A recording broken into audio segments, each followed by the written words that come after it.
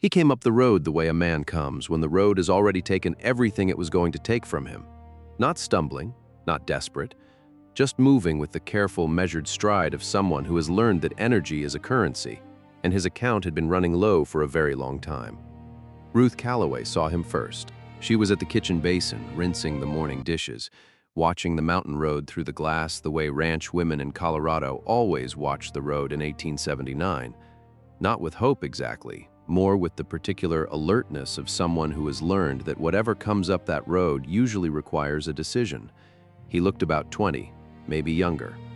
The high country had a way of adding years to a face that hadn't yet earned them, pressing them in around the eyes and the corners of the mouth like carved lines in soft wood. His coat had been mended so many times that the repairs had become part of the pattern. His boots were held together with what appeared to be a combination of optimism and saddle wire. He had no horse, no pack mule, no rifle visible on his back. What he had was a hat he was wearing straight, a jaw set forward with a kind of deliberate composure, and eyes that were scanning the property ahead of him with the systematic attention of someone reading a map he hadn't been given, but was determined to understand. Ruth watched him stop at the fence line. He didn't call out, he didn't wave. He stood there for a full 30 seconds just looking at the barn, at the pasture fence where 2 sections had been listing for weeks, at the water channel running from the creek that was throwing more mud than water. Then he took his hat off, smoothed his hair back, replaced the hat, and walked to the door. Ruth opened it before he knocked. Her husband, George Calloway, looked up from the table where he'd been sitting with a ledger and the expression of a man receiving bad news for the 4th morning in a row. He was 64 years old. He had built the Silver Creek Ranch with his hands and his wife's stubbornness over 32 years, starting with 1 room, 40 acres, and 2 cattle that were more temperament than beef. They had grown it into 420 acres of mountain pasture and creek bottom, 38 head, 2 working horses, and a reputation in the valley for running a clean, honest operation. They had also buried a son, 3 winters ago, 22 years old, from a fever that came in the night and didn't leave. There was a marker on the ridge behind the main pasture that George walked to every Sunday and stood at for a while without speaking, because some conversations don't need words. They were old enough now that the land was winning. Not dramatically, not in the way of floods or droughts or disease tearing through a herd. More quietly than that. The way a house wins against a person who can no longer keep up with it. One thing after another, each small on its own but accumulating.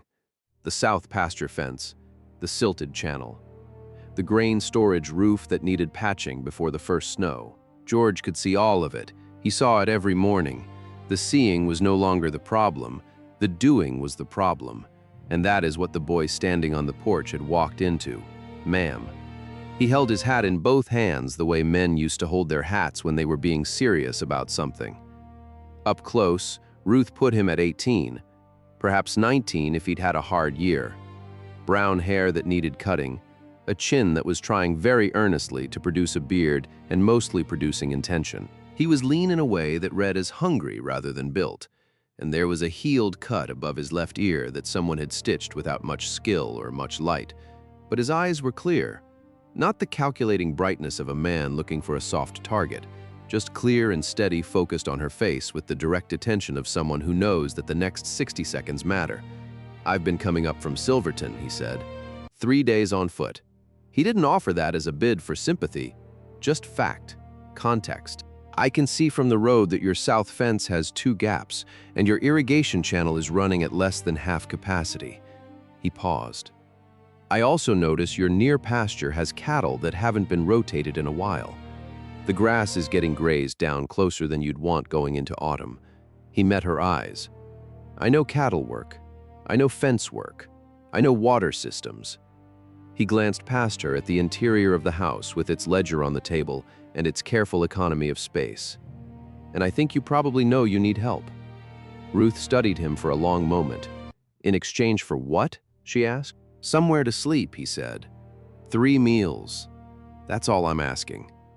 George Calloway had come to stand beside his wife. He was a broad man, still carrying the structure of someone who had worked with his body for 4 decades, even if the body had renegotiated some of the terms. He looked at the boy the way he looked at horses he was considering. Not unkindly, but without hurry, taking stock of weight and stance, and whether the eyes showed steadiness or something else. "Where are you from?" George asked. "Nebraska originally, been working ranches since I was 16. Working or drifting?" The boy absorbed the directness without flinching. "Some of both," he said. "Mostly working. The drifting wasn't always by choice." "What's your name?" "Jesse." "Jesse Crane." George looked at the cut above his ear. "What happened there?" Jesse's expression didn't change. Dispute over wages in Silverton. "The man who owed them is having a worse week than I am. I left when it was settled." Something moved at the corner of George's mouth. Not a smile, but the memory of one. He'd been in a few wage disputes himself. Back when disputes were settled with something more direct than ledgers, he started to say no. Ruth could see it forming. They'd had hired hands before. One had stolen from them. One had drunk through an entire work week. One had stayed just long enough to eat through their winter stores and then moved on in February without a word, leaving half a job half done.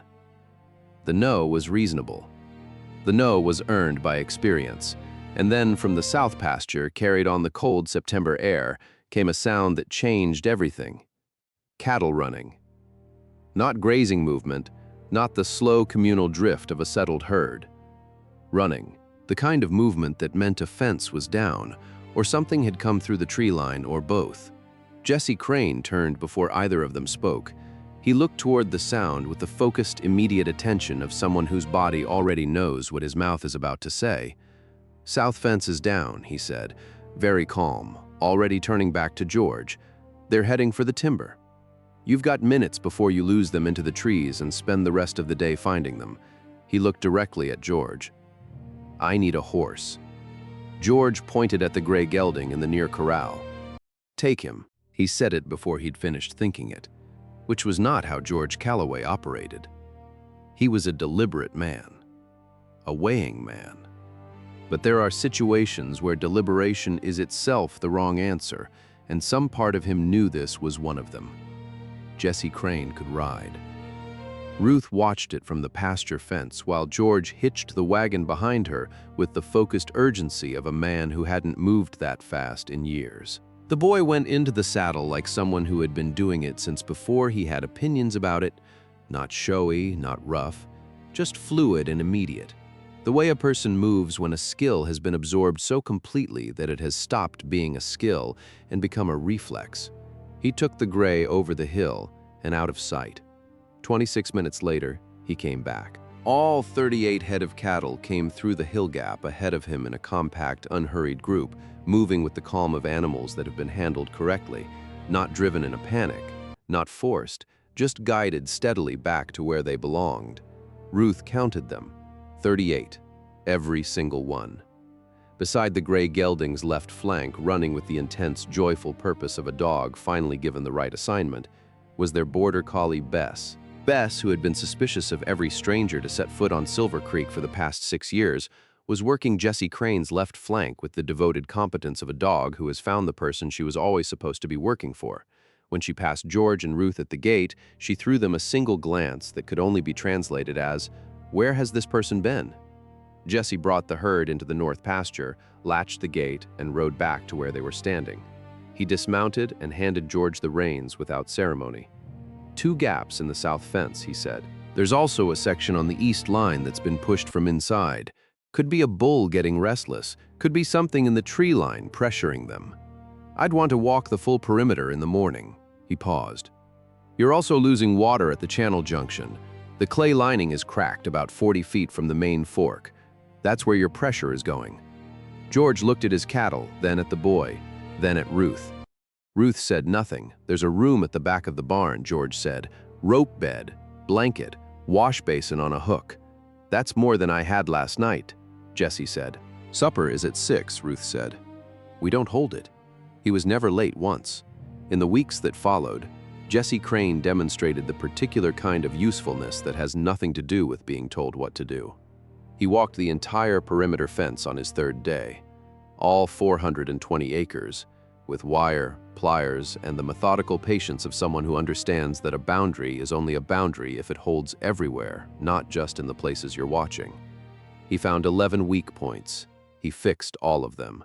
When George came out to check the work, he walked the line for an hour without finding anything to improve. He dug out the cracked clay lining at the channel junction and rebuilt the section with stone and mortar. He ground himself from creek rock, packing it in layers with the careful attention of someone building something meant to outlast the moment. The water flow to the near pasture trough improved by the next morning. George measured it without saying anything and went back to the house. He found a weakness in the grain storage roof before the October rains found it first. He spent 2 days up there in cold that had started thinking about becoming something worse, replacing boards and sealing joints with the focus of a man with a private account he was settling. Ruth brought him coffee both mornings. She didn't comment on the quality of the work. She didn't have to. He was exceptional with the cattle.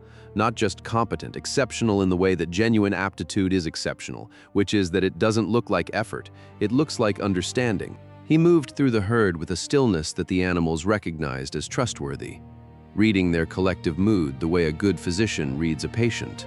Not just the symptoms, but the posture, the quality of attention. The 1,000 small signals that aggregate into a picture of what is actually happening. George watched him work the herd one morning in October and didn't say a word for 10 minutes. Ruth was beside him. She saw her husband's face do the thing it did when something affected him that he wasn't going to speak about directly. She knew what he was thinking. She thought the same thing and set it down carefully and moved past it. Jesse ate supper with them every evening at 6. He was quiet in the way that certain people are quiet, not from absence but from attentiveness. The habit of listening more than speaking because listening has consistently proven more informative. He asked questions about the land. Which pastures held their grass deepest into dry years? Where the water table ran in spring? Which sections flooded and which drained? The questions of a person building a serious internal map of a place, learning its specifics the way you learn a person you intend to know for a long time. George answered him, a little more each evening. Ruth watched this and felt something in the house begin to change. Not loudly, more the way a room changes when someone opens a window that has been closed for a long time. The same room, but with something different moving through it. She was not naive about Jesse Crane. She had been watching him for weeks with the careful attention she gave everything, and she knew what she saw. A young man who worked without needing to be watched, who asked before he changed anything, who treated them with a respect that had nothing performed about it, the small, consistent gestures of someone whose manners came from the inside rather than from the awareness of being observed. He had never gone into the house without invitation. He had never helped himself to anything. When Bess had chewed through the lead on the grain bin and scattered half a morning's worth of feed across the barn floor, he had cleaned it up without mentioning it and found a better way to secure the bin. But there was something he didn't talk about. Not evasively, not with the sharp, practiced deflections of someone managing a secret that has legal dimensions. More the way a person doesn't press on a wound that is still processing itself. He had arrived from Silverton. He had been working ranches since 16. 4 years sat unaccounted for in those two facts, and Ruth's 62 years of reading people told her those 4 years were the whole story.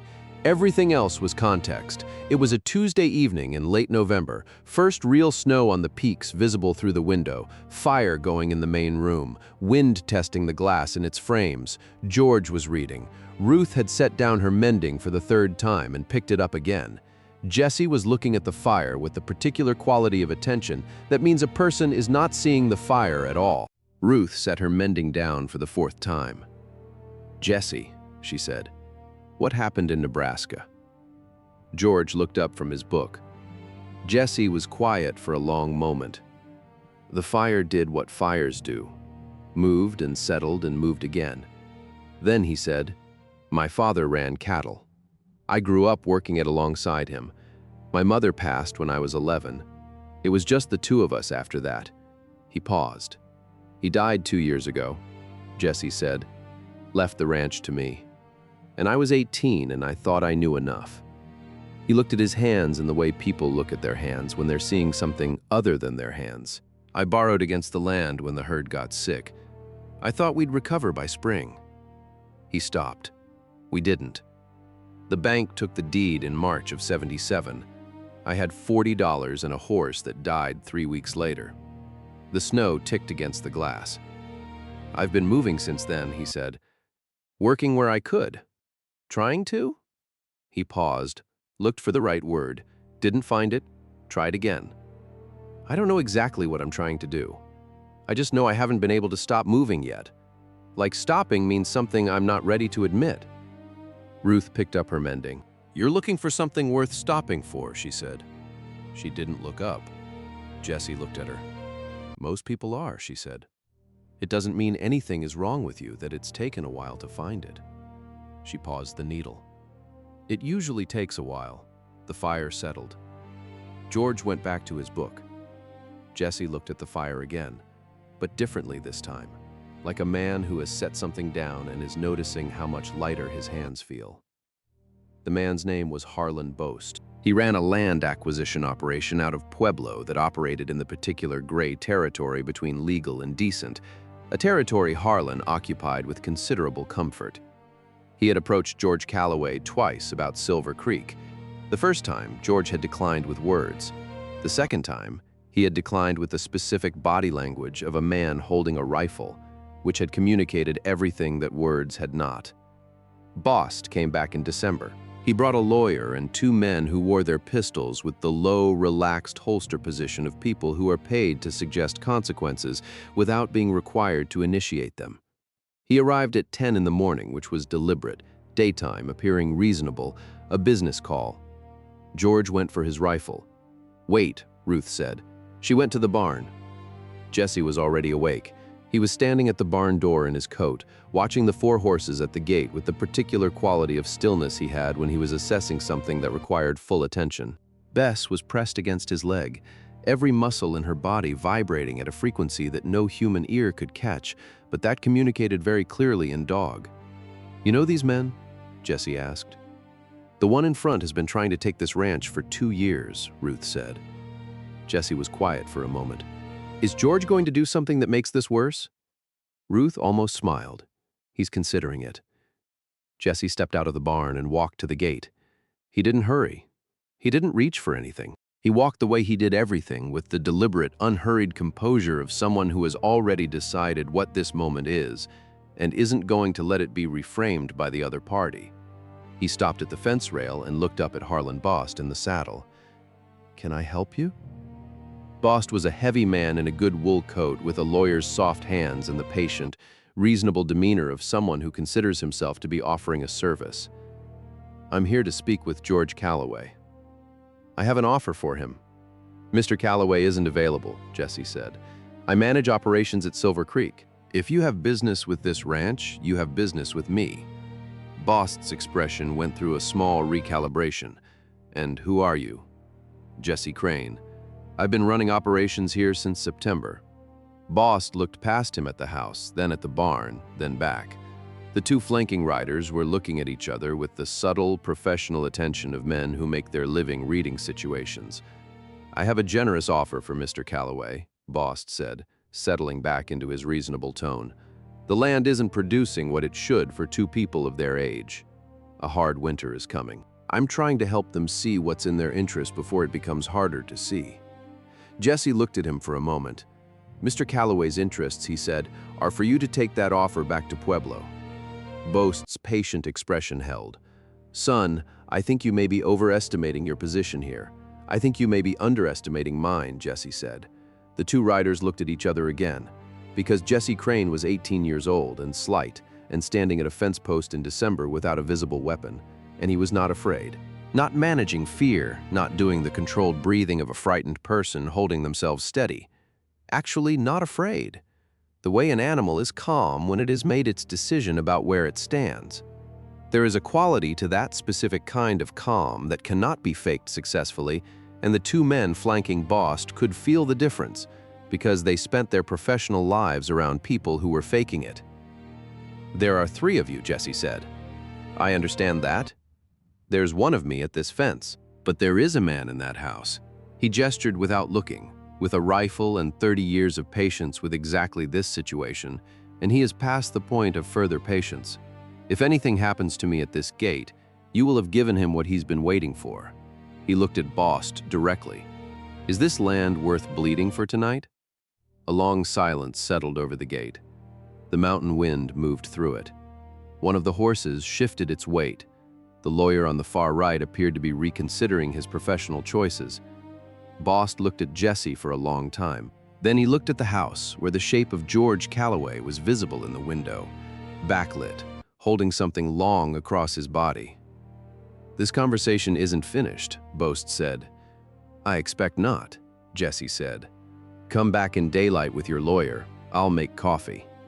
Bost turned his horse. The four of them went back down the road and were absorbed by the December dark. Jesse stood at the gate until the sound of them was completely gone. Then he turned around. George Calloway was standing on the porch with the rifle and an expression Ruth had not seen on her husband's face in 3 years. It was the expression he used to wear when he was looking at their son Daniel after Daniel had done something that reminded George of himself at that age. Ruth watched it from the doorway and pressed her lips together and didn't say anything. That night, George Calloway opened the bottle of good whiskey. Not the cooking bottle, the one that lived at the back of the shelf and came out only when something had happened that warranted it. He set 2 glasses on the table and pushed one toward Jesse without asking. Jesse looked at the glass, then at George. "You held that line," George said, "the way you did it. If I'd shown any give, they'd have come back harder," Jesse said. "Men like Bost calculate against weakness. You show him the fence is solid. He goes looking for easier ground." "I know," George said. He turned his glass in his hands. "I've been trying to be the fence for 2 years. He paused. 2 years wears a man down in ways he doesn't always notice until someone else is standing where he should be. "He'll come back," Jesse said. "He will. When he does, we need to have already handled it legally." George looked at him. "A real partnership, on paper, registered properly.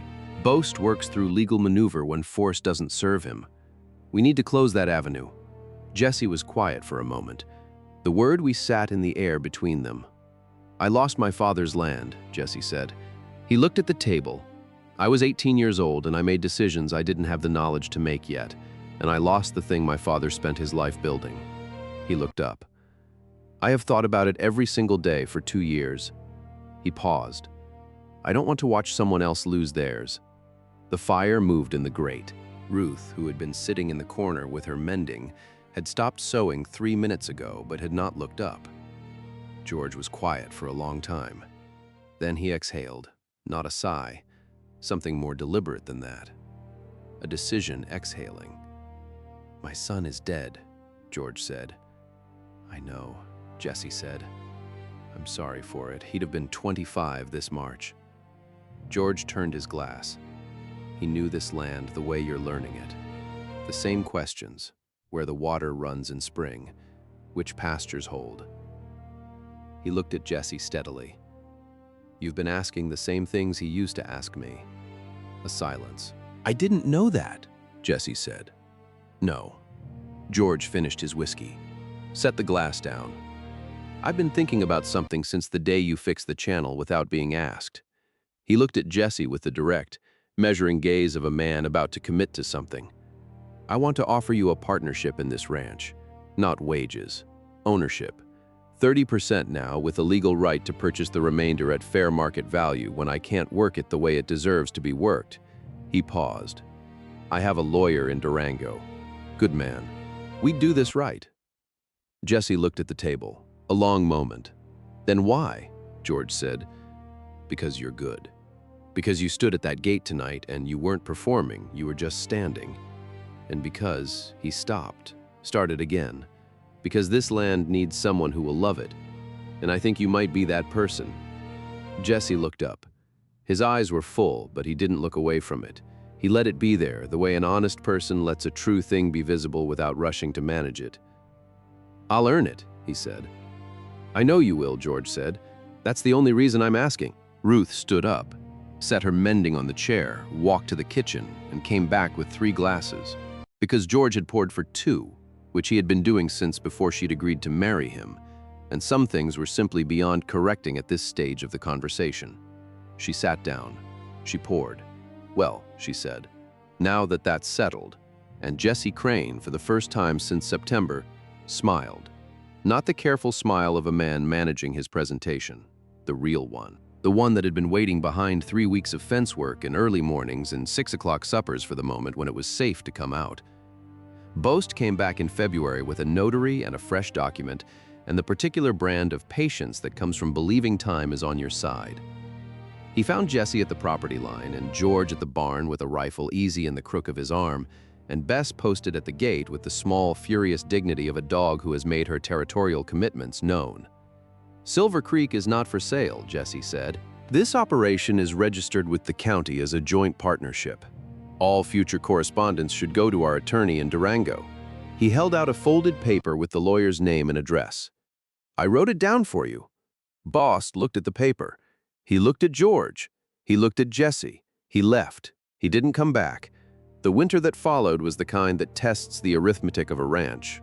2 months of cold that cracked the water lines, pinned the herd in the near pasture, and made every morning a negotiation between what the body offered and what the work required. Jesse worked through all of it with the particular quality of endurance that is not the same thing as toughness. Toughness is a performance. Endurance is just the absence of quitting. He didn't complain. He didn't make a show of not complaining. He just came out every morning and did what needed doing and went to bed at night and did it again. George noticed. He noticed in the way that men of his generation notice things without announcement, without commentary, the acknowledgement expressed through an incremental shift in how he spoke to Jesse, the way the questions changed from instructions to consultations, the way he began describing the land's history rather than its mechanics, the slow transfer of knowledge that is also the slow transfer of trust. By the time March came and the south pasture showed its first new grass and the creek ran clear under the last of the ice, something had settled at Silver Creek that had not been there since Daniel's marker went up on the ridge. It wasn't that the grief had resolved. Ruth still walked up there on Sunday evenings and stood for a while with whatever she needed to say.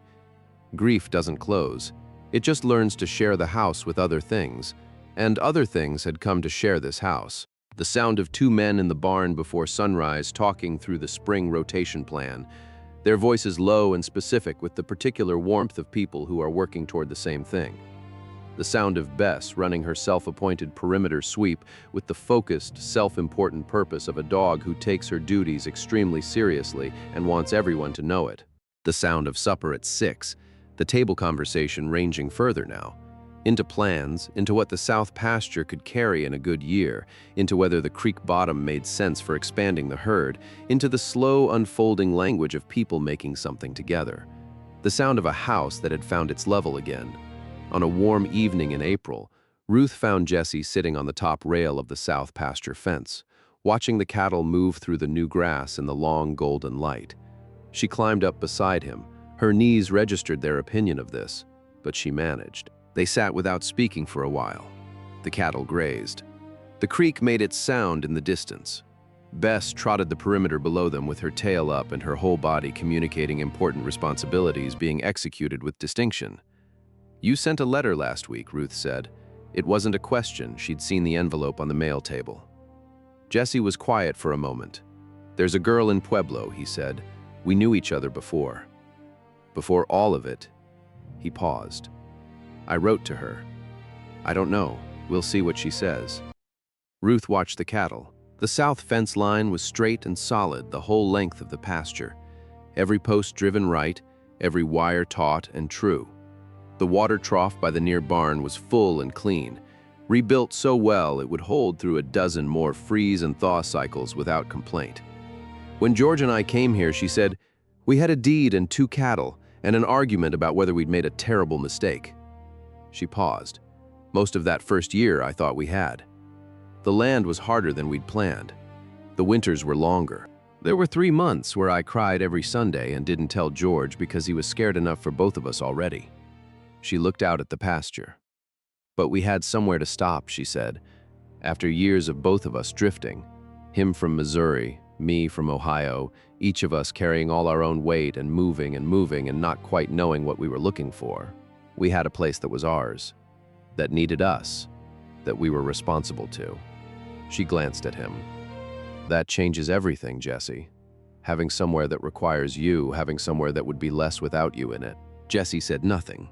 Below them, the cattle moved through the last of the afternoon light, and Bess ran her rounds with tremendous purpose, and the high peaks of the range held their snow against the blue April sky. I know, Jesse said he did. He had known it, he thought, since the morning in October when he'd finished the channel repair and stood back and looked at the water moving cleanly through the fixed section and felt something in his chest settle that had been unsettled for 2 years. He hadn't had a name for it then. He had one now. He'd known it since September, since he'd walked up a mountain road with wire in his pocket and nothing else to offer, and a woman had opened a door before he'd raised his hand to knock, as though the house itself had been expecting him. You don't always recognize the moment when the drifting ends. The road doesn't announce itself as your last road. The gate doesn't look different from all the other gates. Sometimes the only way you know you've stopped is that you look around one day and realize you've been still for a while without noticing, that you've put roots down without planning it, the way a seed puts roots down, not because it decides to, but because it has finally found the right ground. Jesse Crane had found his ground, and the ground had found him.